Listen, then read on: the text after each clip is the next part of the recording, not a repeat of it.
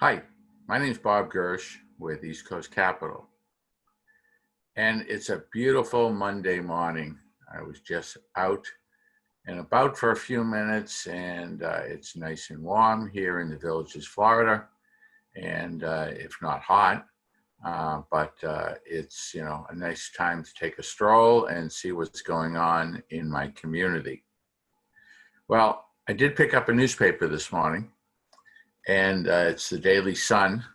And on section C, local news, it says in the bottom left-hand corner, an article written by David R. Corder, who is writing, saying the title of his small article was "The Villages ranks #1 in the nation as the most financially secure for seniors."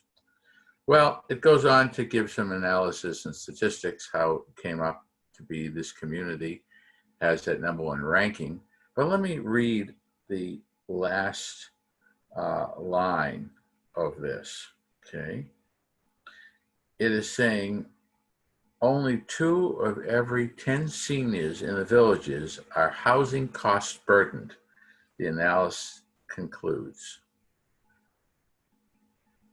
I'll read that again. Only 2 of every 10 seniors in the Villages are housing cost burdened. Okay, let's think about that for a second. That means for every 10 houses I walk down in the street, on average, 2 houses are cost burdened as far as their housing costs go. So, housing cost burdened, interesting thought. 2 out of 10 are, well, you can say 8 out of 10 aren't. That's great. You got an 80%. That's a B. It's not an A. So for a community which is touting itself having received a score overall of #1 in the nation, most financially secure for seniors, we have 2 households out of every 10 where, when it comes to their housing costs, have a financial problem. Well, it's a thought. It's worth thinking about. What are the solutions? If there's a burden, if there's a potential problem, I'll call it. It looks like there are a number of elements within your housing costs. One is that mortgage payment. 2 is the real estate taxes. 3 is amenity and or homeowner association and or other fees related to the property. And then there are utilities, which include your water and your electric, which probably is the way you're heating, and maybe some other utility type bills. So the biggest chunk is that mortgage. But let's now just make a quick list of what the possible solutions are. It's either you stay in your house or you don't stay in your house. If you stay in your house, then we'll talk in a minute about how we can maybe reduce that burden. But you also want to look at not staying in the house. Maybe you want to move, maybe you want to downsize, and that might take care of a lot of the financial issues. Downsize price-wise, you may then reduce your need for a mortgage or the amount of the mortgage and therefore the payment. You may also therefore reduce your utilities, and maybe taxes and other elements on a smaller square foot house might save you some money. So you want to look at all those options. Makes no sense to not do something if we can stay within the same community potentially and or surrounding communities. But let's say you stay in the same community, you might be able to work out a way to reduce that burden. You also, now that the Villages is opening up rental housing, You may want to look at the options of renting. If you still want to stay in the same community, you potentially can do so, and you potentially can rent. You may be downsizing your square footage when you're doing so, or not, depending on your numbers. But if you're able to free up cash by selling your existing property, and you're looking at a shorter term period, maybe in the short run, you can take some of that cash and pay towards the rent. But you got to look at your options and look at what happens short term and long term. Now, a long term solution and staying in your home, not moving, maybe there are some issues. Taxes you probably can't do much with. If you are able to take advantage of homestead provisions, make sure you have, no matter what your situation is, don't pay more taxes than you need to, I think is a pretty good statement. You might be able to make minor adjustments in your utilities, depending on how you handle your HVAC. Make sure that you're not having situations where you're losing your cold air out the door during the summer or vice versa in the wintertime. So there may be adjustments to your thermostat. Make sure that you do have, don't have issues regarding losing the advantage of the, proper setting of utilities, proper setting of water for your outside sprinkler system, etc. So you want to look at that, but that's not going to save a lot of dollars. And I don't think that 2 out of 10 that are burdened by housing costs, really, it's the outside lawns that are doing the problem. I think that probably it's that mortgage payment. So now let's talk turkey. Before Thanksgiving appears, and we're now in the latter part of June.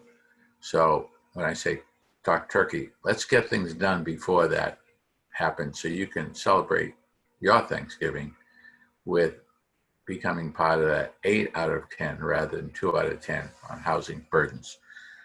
Look at your payment. Look at the term of the payment. At this point, the objective is to live within your means and not be burdened. So that one method, depending on all the numbers, may be to stretch out that mortgage amortization, do a refinance, turn that 18 years left into a 30-year mortgage and lower that payment every month. Or, depending on the size of the loan, etc., may be able to eliminate principal and interest on that loan payment by converting your existing mortgage into a reverse mortgage, a home equity conversion mortgage insured by the FHA. Let's take a look at it.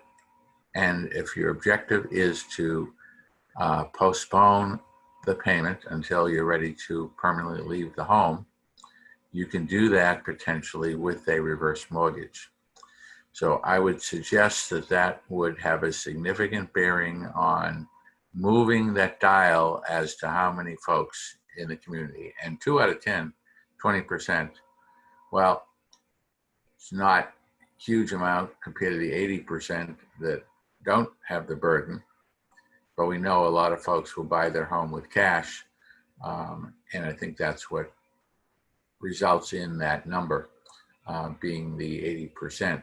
But let's talk about those that bought with a mortgage, and about 50%, give or take, of the folks did have a mortgage originally.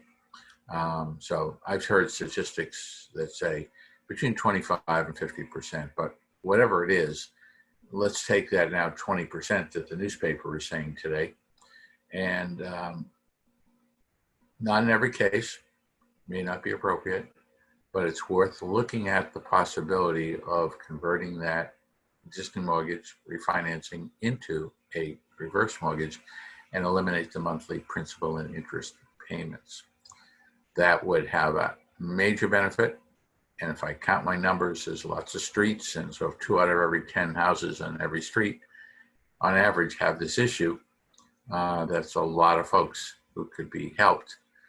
So if you're listening to this session today, enjoying the weather, enjoying the villages, let's pass on the word to our friends and neighbors who may be that 2 out of 10, or if it's yourself, to arrange for a session to talk about this further.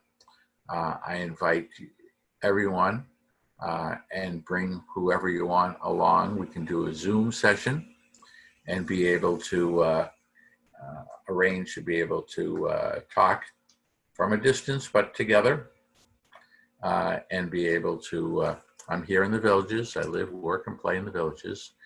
And again, for those that may not know me, it's Bob Gersh with East Coast Capital, and 352-561-3096 will reach me. And once again, that's 352-561-3096. Let's arrange either to have a phone conversation or a Zoom session or whatever works for you, and be able to discuss, if you feel you might be in that 20%, it's not the worst thing in the world, but let's make life enjoyable, really enjoyable.